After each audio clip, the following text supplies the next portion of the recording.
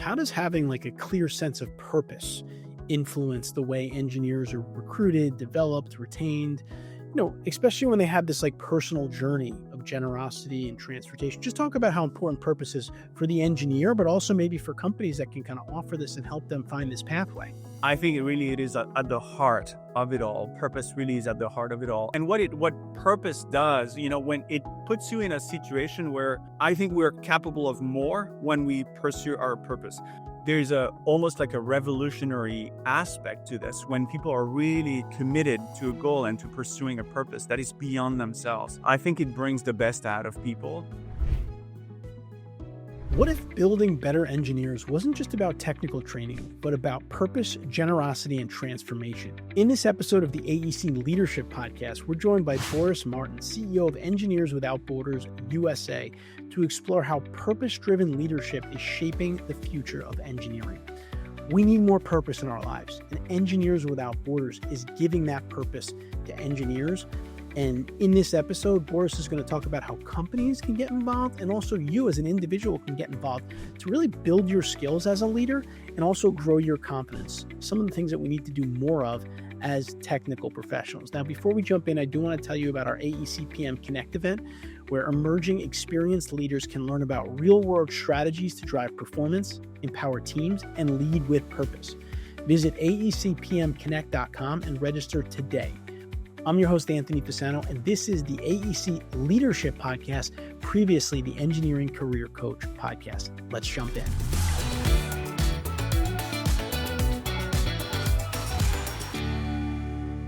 All right, well, now I'd like to welcome our guest onto the show for today. Boris Martin is the CEO of Engineers Without Borders USA. Boris, I want to welcome you to the AEC Leadership Podcast. Hi, thanks for having me. And thanks for bringing attention to Engineers Without Borders USA and the work we do. Yeah, no, we're excited to talk to you about it. I'm definitely a big supporter of the organization. And I guess a good place for us to start, Boris, is for our listeners that aren't aware of what Engineers Without Borders USA is, maybe you can just start by telling us about the organization. Yeah, for sure. Engineers Without Borders USA is a volunteer-driven organization. We have about 10,000 volunteers across the country who join the organization because they want to use engineering to make a difference in people's lives. And they want to contribute to the fact that, so many communities around the world and across the US don't have access to the essential infrastructure they need to lead a decent life. Things that provide them access to clean water, safe passage across rivers, bridges, energy as well, quality healthcare, education. Those are the types of things that our volunteers want to do. And we have a national office in Denver, Colorado, where we have about 30 employees that basically support the volunteer activities and make sure that the quality and sustainability of every single one of our projects. That's great. That's awesome. And I was taking a look at the 2024 Engineers Without Borders annual report today, just kind of preparing to talk with Boris here. And then you can actually see the impact of Engineers Without Borders by the numbers, which is really, really impressive. I mean, last year was like 325,000 people impacted, more than 5 million over the last 20 years or so. You got 357 active projects. So just a lot of work. And 58% of the projects are involved in improving water access for people, which is just obviously something that people struggle with globally. And so it's great to see an organization like this helping. And it's also an awesome outlet for engineers to get involved, volunteer, do something meaningful, which is what we're going to get into a little bit today. But Boris, before we go there, just maybe a little bit of an introduction about yourself. Tell us a little bit about your background and how you got to where you are as at Engineers Without Borders. Yeah, for sure. I joined engineering, first of all, because I have a fascination with the natural world. I grew up, seeing fireflies and wondering how they emit light, that sort of stuff. And I was good in science. So kind of like by default went into engineering. I ended up doing a Ph.D. in engineering for the same fascination I have with materials and innovation and the ways that we can shape the natural world to make people's lives better. At the end of my PhD, I felt a little bit of a dilemma in my own trajectory, wanting to, I don't know if you've heard of this, the Jevons paradox, which is something that dates from the sort of the early industrial revolution that shows that if you improve the efficiency of energy use or energy conversion, this at that time it was coal, you actually end up increasing the intensity of use of that resource. And my PhD was in the energy space, and I was like, I need to do something that makes a difference in people's lives. But I could see that kind of my scientific approach wasn't really the whole picture. So I decided to go and volunteer with Engineers Without Borders right after I graduated. I discovered a world of leaders, entrepreneurs, engineers that are really connected with people, that are like taking a community first approach. I was really inspired by the mission and the ethos that exists in that organization. A lot of like-minded individuals that want to make a difference, use their skills at the grassroots, and I've been hooked ever since. So I started as a volunteer. As a volunteer. I lived in a community. I used bucket showers. I used a latrine. I didn't have a fridge for 3 years. I learned the local language, but I got a chance to understand how people lead their lives in really the most of the world, actually. And I found my home. So I've stayed ever since. I was the CEO of the Canadian Engineers Without Borders Canada, and then I transitioned to EWB USA. And the more recent sort of thinking for me and or like the source of commitment, I would say, is that we're at a moment where I believe the engineering profession can really step up and make a difference. The next few decades are really important for making people's lives better, for addressing basic needs, addressing challenges that communities face with, increasingly violent weather events. So I want to see the engineering profession step up, and there's a global movement of engineers behind Engineers Without Borders as an idea that counts dozens and dozens of organizations around the world right now. So I want to be part of building that movement. And the U.S. organization is obviously, it's the largest, maybe not obviously, but it's the largest, and it's the better resourced one, and has tremendous experience in community engineering services and project delivery that we can contribute to this collective global effort.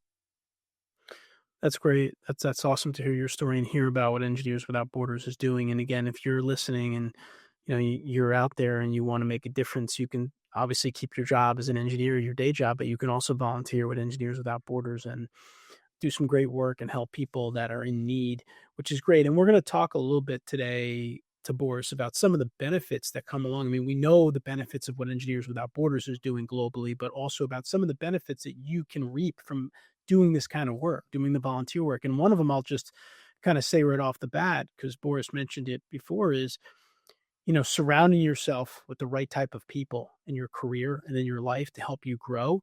It's obvious from, Boris explaining his experience that you're around a lot of motivated, entrepreneurial, innovative people that want to make a difference. If you're a volunteer, which is very, very powerful for you, or just in general, if I've experienced that myself.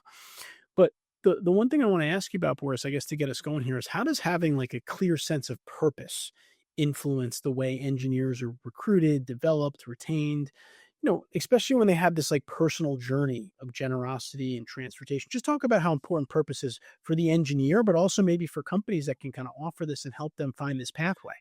Yeah, thanks for that question, Anthony. I think it is at the heart of it all. Purpose really is at the heart of it all. In reflecting about this, I took myself back to just a recent, a few weeks back. I helped a neighbor move. Very simple thing, but I did that with a collection of other neighbors and a young family, and they're moving houses, and we just like mobilized all of us, and just like carrying stuff from. It's a family with some physical disabilities, so they couldn't do it themselves. And the whole neighborhood was there, and we were carrying things down and moving them. They were just moving down the street, just a few houses. So it was pretty simple move.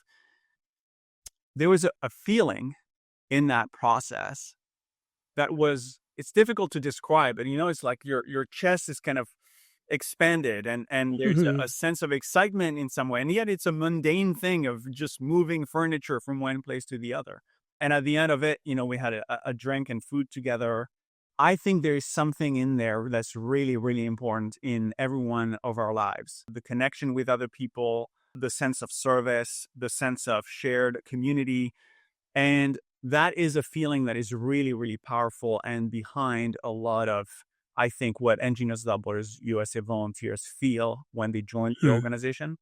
I've seen some of our volunteers and what purpose does, when it puts you in a situation where I think we're capable of more when we pursue our purpose. I've seen volunteers learn a language with like a very obscure language like Chichewa in Malawi within 6 months and being really like coming across as fluent because they are driven by the desire to connect and communicate and be understood and understand the host community that they're a part of. There's almost like a revolutionary aspect to this when people are really, committed to a goal and to pursuing a purpose that is beyond themselves. I think it brings the best out of people, and it's something that the engineering sector needs. I speak a lot to audiences of engineering companies who have a challenge with retention.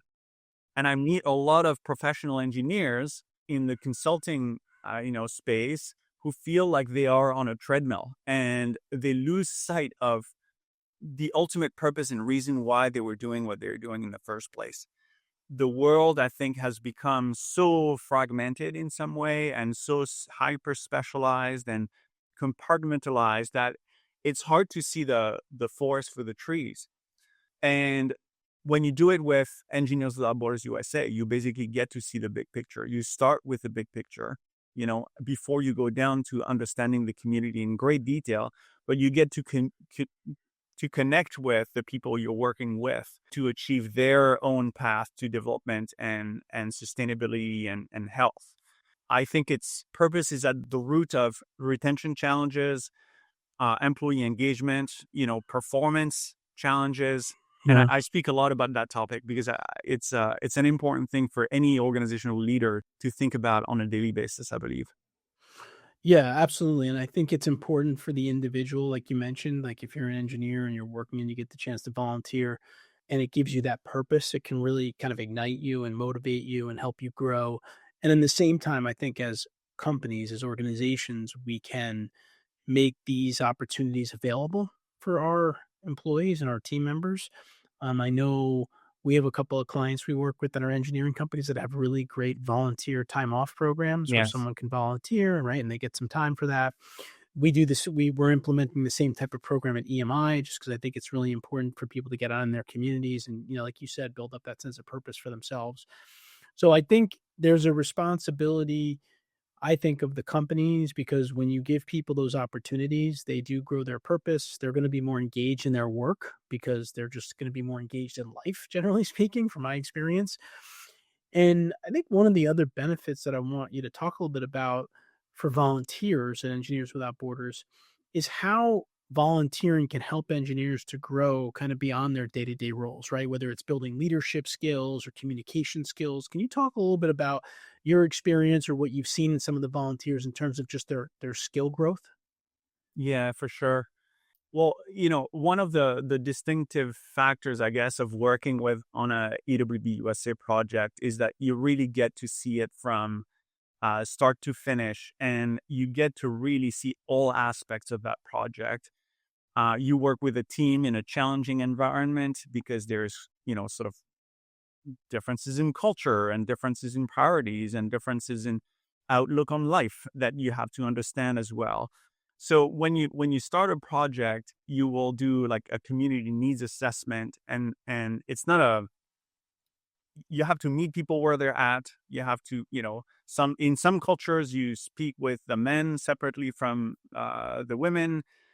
You get different stories and different answers as to like what the priorities in the community actually are.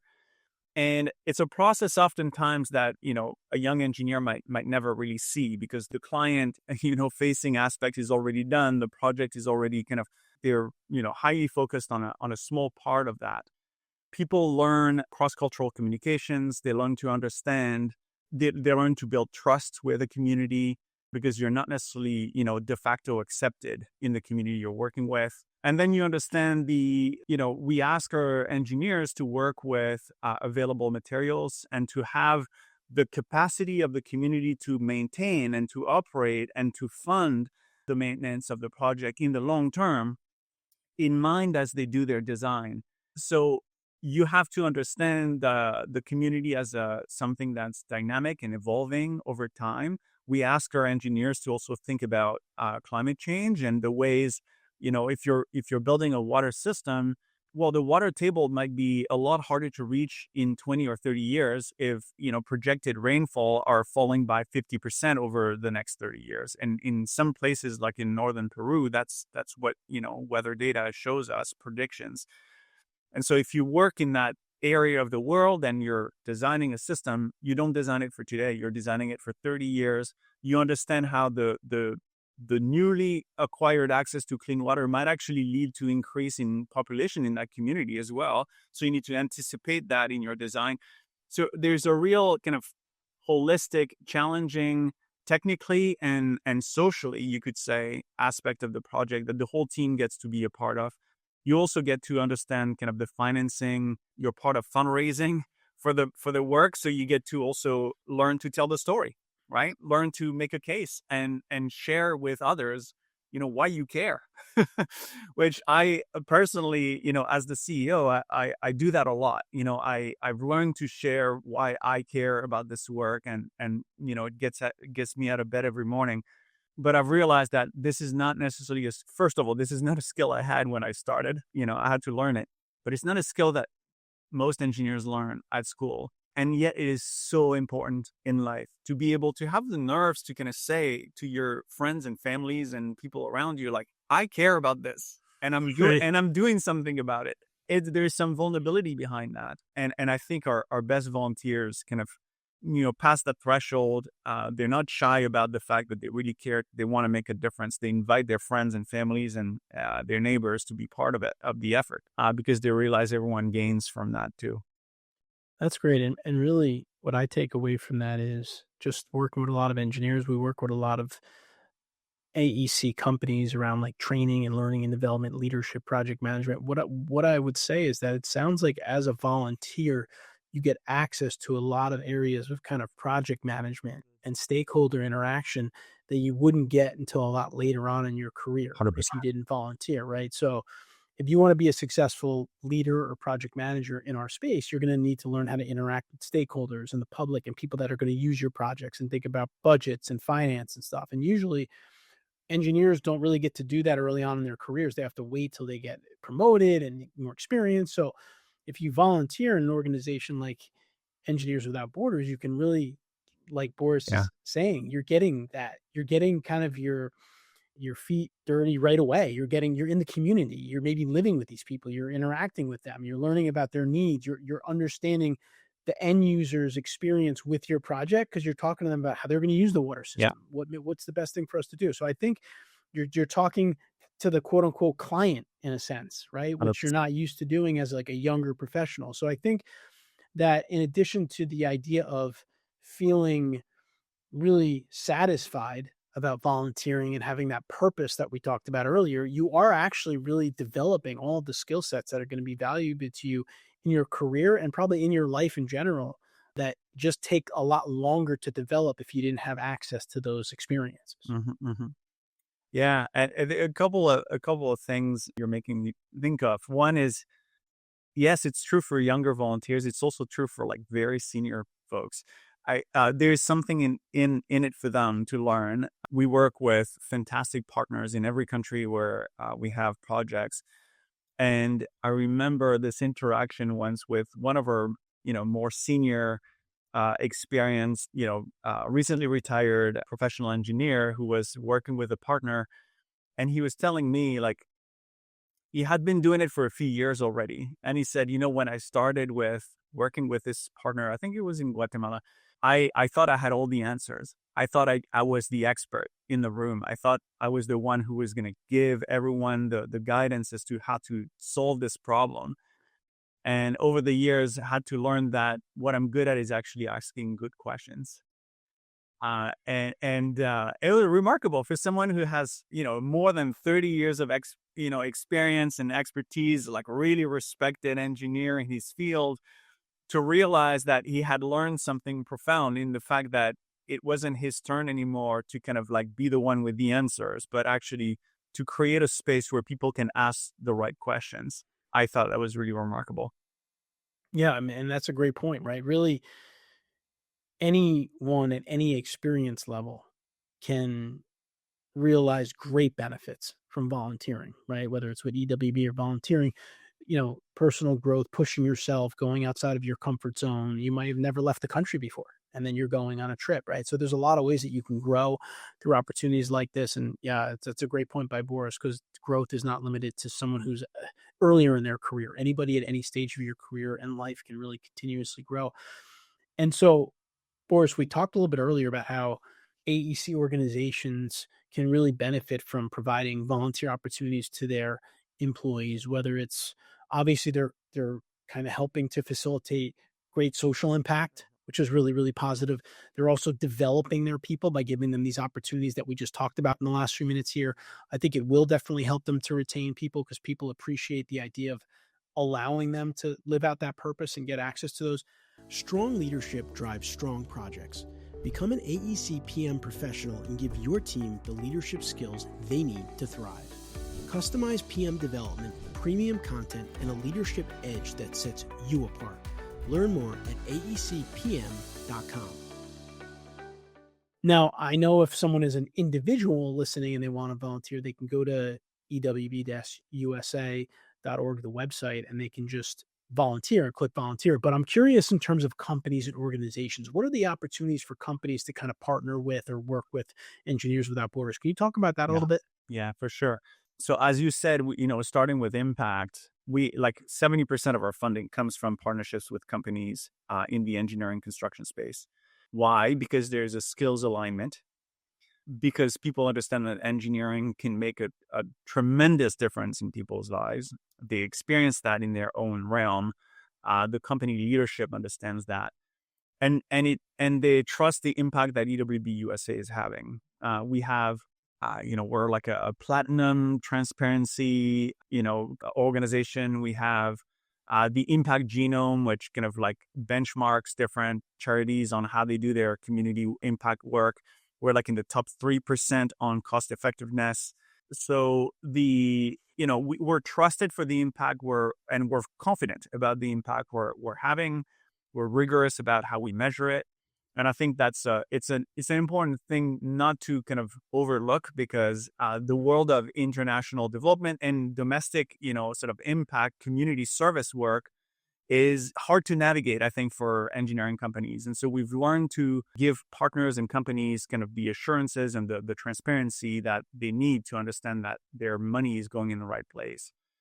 But beyond that, we've built sort of a strategic partnership model, really, where, as you said, employees, it's possible if, anyone listening right now was to kind of query their employees as to how many of them have been part of Engineers Without Borders USA in their student years, or even how many of them are still, right to this day, on their own time, partnering and volunteering with Engineers Without Borders USA, they may be surprised. We maintain our own database, and so we can query that internally, can give people a sense of the dozens, sometimes the hundreds of employees that actually volunteer with us within their companies. And so they have the option of striking a strategic partnership with us. And what we've learned to do is to magnify just the strategic connections between the companies that fund our work and ourselves. So we provide talent recruitment opportunities. We have webinars, and kind of like it's a bit of a show and tell moment for some of the employees at the company to tell our volunteers, especially those who are graduating from or young professionals that are like in a career transition moment, what it's like to work at your company. So we've become good at crafting moments that are meaningful for your company to introduce themselves to potential future employees. We have a national conference. The next conference is in Portland, Oregon. It's at the end of February in 2026. And that's also a moment where we have a big career fair. So it's possible our partners are invited to sort of introduce themselves, to have a table, and to recruit. And every year we can clock the number of our volunteers that get a first job at their first company. That's great. Yeah, we have close to 1,000 volunteers who graduate from engineering every semester. Who volunteers for, they volunteer with us and then they're looking for their first job. So it's when I say we have 10,000 volunteers, it's not a static number. There's like 3,000 new volunteers that join every year and 3,000 that graduate every year, right? So it's a formidable kind of mini university in some way, that connects with people who have a sort of purpose at the center of how they practice engineering. So that's on the talent recruitment side. And then on the employee engagement side, what we've done is, create a system that allows for employees to find a project they can support, find a chapter or a project team they can mentor. Not everyone has, dozens and dozens of hours to give. But Right. so we have opportunities also on the outreach side of things. We really care that young people know about engineering and how it's applied to make a difference in the world. And we want to raise awareness about these global challenges like lack of access to clean water or lack of access to energy, and how that changes people's lives. So we have a big outreach program as well that, takes only a few hours of your time, and you can make a difference by meeting with community college students or community members and tell them about the way engineering makes a difference in people's lives. So we've crafted a set of ways that employees can be involved, and we understand that companies, don't have necessarily the systems to manage that or the time, frankly. And so we've become good at making it easy for our partners. It's great. I mean, there's just a lot of benefits to companies, the employees, all the way around, which I think is very powerful. And I think a couple things that are, I think, important just to note from what Boris said there. One of them that he talked about a few minutes ago in terms of the reputation. Any company that you're either volunteering or donating for, you certainly want to understand their reputation and credibility. And obviously, Engineers Without Borders has a wonderful reputation, but it is an important thing. Like he said, there's a lot of nonprofits. People donate money. You want to make sure that that is going to good work and good use. So it's good to hear that and know that. And I think the other piece of it that's important is, as an employer, when I get a resume, if I see something like an Engineers Without Borders on there, that's really, really positive for that person, right? I mean, they're volunteering their time, they're building their skills, they have that purpose, they're purpose driven. And I think, and really, like we've talked about this entire episode, really is you have to grow as a person, period, in life. If you want to be successful in anything you do, whether it's being a good parent, being a good spouse, being a good engineer. And I think opportunities like Engineers Without Borders, where you're put in these situations where you're mentoring, you're guiding, you're helping, you're growing, it's just very, very positive. And I think the other thing I want to just reinforce that Boris said is that there are a lot of opportunities for volunteers. It doesn't mean just because you volunteer doesn't mean you're going to be going international. It doesn't mean you're going to be going away for weeks necessarily. If you don't have that much time, you may be helping in different ways, attending a meeting, providing advice, providing guidance, providing mentoring. So, if you're interested in volunteering anyway, you can check out the website again, ewv-usa.org. There's lots of good information on there. Boris, any last kind of things you want to leave us with in terms of, stories or, any kind of parting words in terms of, how volunteering can really be such a huge benefit to someone in their career and their life? Mm-hmm. I'll just make a small comment first, where you talked about you don't have to go internationally. A third of our projects are actually across the U.S. And it's something that sometimes people don't realize, because the brand Without Borders, it sort of implies out there, in the world. There's many American families and communities that are struggling to get access to clean water, have aging infrastructure that's failing on them, and they don't have the resources to actually even know where to go to seek help. And so we've built a community engineering platform called the Community Engineering Core. And so there are opportunities to volunteer in your own backyard. In every state in the country, we've had volunteers support their own neighbors, neighbors helping neighbors. So really, the organization is truly global in that way. We have international projects, domestic projects, everything. At the end of the day, the bottom line is we're focused on communities and supporting them to access the basic infrastructure they need to thrive.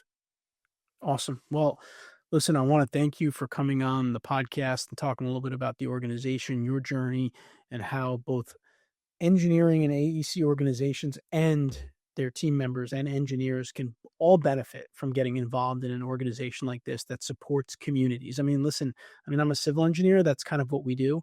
We create infrastructure to support communities. So it's, very lined up with that perspective. And again, I believe that the best place, Boris, for everyone to learn more is at your website, ewb-usa.org. Is that the best spot to send people? Yes, absolutely. People can raise their hand to volunteer. Companies can reach out to us there, know their interests. That's the place to go. Awesome. Well, once again, Boris Martin. Boris is the CEO of Engineers Without Borders USA. Boris, thank you so much for giving us some time on the podcast today. Yeah, thanks for having me. I hope you enjoyed my conversation with Boris. Engineers Without Borders USA is doing amazing things, and I hope you'll consider volunteering to help them, but also help yourself develop your leadership skills in the process. If you're interested and you enjoyed this video, please subscribe to our channel here. We put out videos like this on a weekly basis to help engineers become better managers and leaders. I'll see you next week.